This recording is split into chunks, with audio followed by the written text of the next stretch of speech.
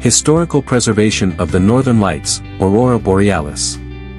The Northern Lights, or Aurora Borealis, have fascinated humanity for millennia, offering an awe-inspiring natural light show that has captured the imagination of ancient civilizations, scientists, and modern observers alike.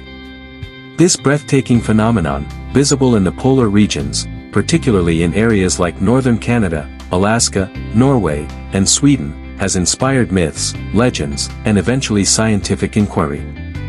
The scientific understanding of auroras began to develop in the 17th century when prominent figures like Galileo Galilei and Pierre Gassendi sought to explain the phenomenon. Galileo named the event after the Roman goddess of dawn, Aurora, and the Greek word for the north wind, Boreas, though his theories linked the lights to sunlight reflecting off the atmosphere.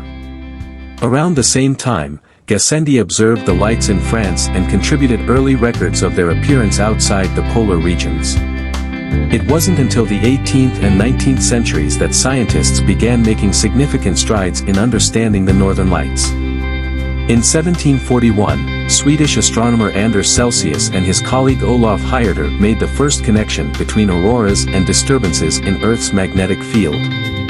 By the mid-19th century, British scientist Sir Edward Sabine linked auroras to sunspot activity, marking an important step toward understanding the solar origins of the phenomenon.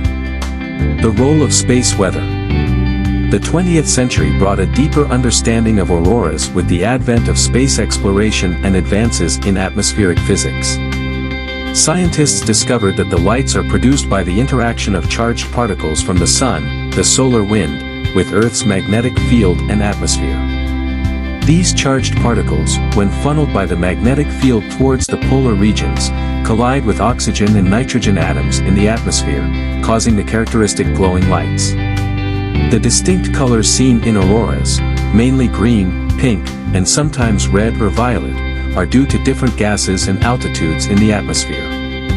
Oxygen at high altitudes, above 150 miles, produces a rare red aurora, while oxygen at lower altitudes, up to 60 miles, generates green auroras.